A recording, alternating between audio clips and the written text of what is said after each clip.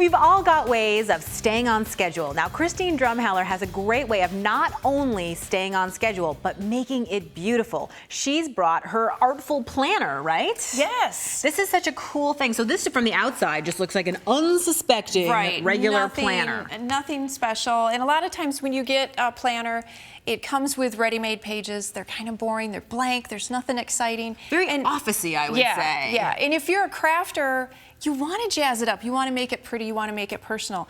And what's fun is if you have coordinating product, then you can take all of that stuff, you can incorporate it into the planner, and you can make it pretty. So I see obviously here that you have a bunch of different like notepads and stickers and doodads and stuff to do, sticky notes, etc.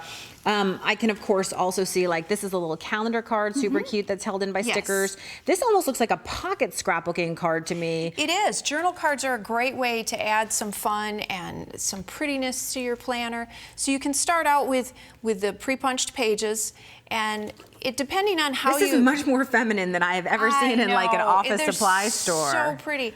And everybody does their daily schedule a little differently. Some people do it, they like to have a whole week in review. I was going to say, or maybe they like to have a whole month, which I can see. And again, when we talk about making your planner artful, this is something you're already doing, but I can see you're putting photos in. Yeah. That's where we bring in the scrapbooking. You're putting quotes in and stuff like that. And little bits of stickers and so on, just to make it more fun. And then you can also do a whole weekly overview. Some people like to take their day and that's how they organize their week or their day. The other way you can do it is you can do it daily. And this is how I do it. I like to really break down my entire day and have bits and pieces of what I need to do as far as my little schedule for 15-minute pickup. That's laundry. Or dinner.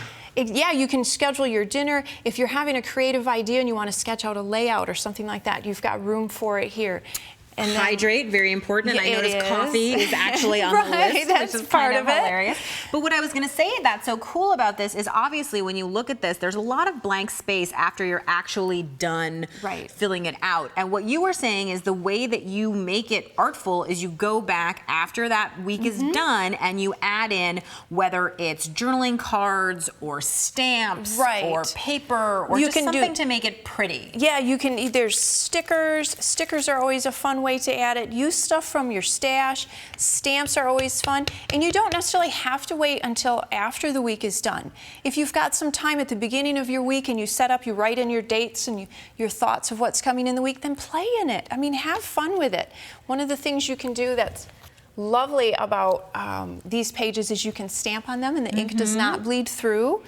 And so it's just kind of fun to add those little bits and pieces as you go. Add a little bit of personality to it or something like that, which I think is great. And it also, again, like you're going to do the planner anyway. You might as well make it actually a memory-keeping opportunity. Exactly. Right? Now this is really cool because this is what lets you know exactly where you are in your planner. And you said that this is super easy to make? Super easy to make. Yep. In fact, we've got a cut file that you can make the bookmark. You can make the bookmark out of pattern paper and then add a little bit of an embellishment, cut it out. You can add stickers. Again, you can add, this was a stamp that we cut out and put on. Or you can cut it out of a really thick plastic, which is kind of fun, the same as that I have the dashboard on. So let's do this. I'm going to start cutting through the plastic, and while that is doing, I would love to have you take it through this. So let's do plastic first. So what I want to show you here is that because this is clear, I've actually taken a permanent pen and I've just drawn around here so that I can actually see it, which is kind of important, right? So I'm going to go right into my patterns and I'm going to go ahead and I'm going to grab my file for my bookmark right there. And then I'm just going to scan in this plastic so that I can see it and perfectly place that file. Now, of course, one of the things about doing this is if you're cutting an unusual material, you usually want to test it out to make sure that you have all the settings right. And when this pops back out, what you'll see if you look down at the mat is you'll see that right here, I have done a whole bunch of test cuts to make sure that this is cutting correctly. And I just want to show you one of the important changes changes I made under the settings is I upped the pressure. That's the biggest thing, is I upped the pressure. I have my blade set correctly and everything's fine. So once that's done, I can go ahead and drag my file right onto my thick sheet of plastic. Then I'm gonna hit OK and cut. And now while that's cutting, I can see that you are already crafting and taping and making things happen. Yeah, I'm taking the paper bookmark, and we did a mirror cut so that we had 2 of them. I just adhered those 2 together. And that just gives it strength. It also makes it a little more sturdy, which is nice. And then again, you can take stickers, you can take a journaling card, whatever you want, and then you can just dress it up. I mean, this is something you're going to be using every day and handling every day. Why not make it pretty? Okay, so to get through a plastic this thick, you'll notice that I used a heavier blade in order to make that happen, but then it just pulls right out, and here it is cut out of, it's a little bit hard to see, I guess, but cut out of plastic, right, like that. And that's a great way to do your bookmark too. So cute. Yeah, and that's really going to be durable. That's going to be super durable. Yeah. Use that for years and years, just move it from planner to planner. Right. But you actually have a way of making yours very durable too. Yeah, it's real simple. If you take just a laminate sheet of contact paper, and then you would just cut that out and put that on both sides, and you get the same effect.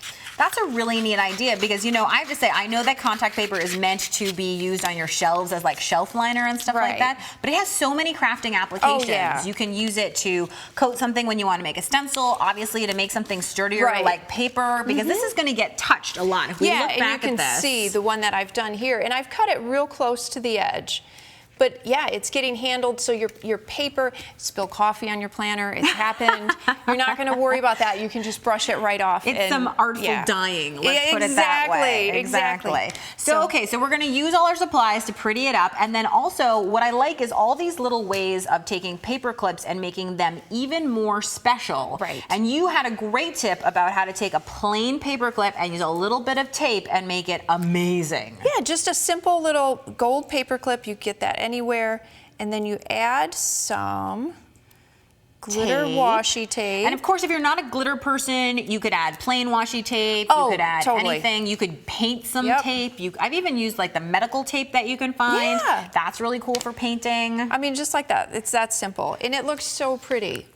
I can see that right there, and it allows you to, let's say you pick up a business card somewhere, or I all the time when I go to like a restaurant, I almost always take the business card from the restaurant because that's a memory of where we ate, and that's a great thing to slip right into your planner. Totally, you could just put that right in your planner and keep it, and I always like to, when my month is done, take my group of pages out. I don't throw them away, I set them aside. That's awesome. I love this. I'm excited just by the idea of taking something I already do and making it beautiful.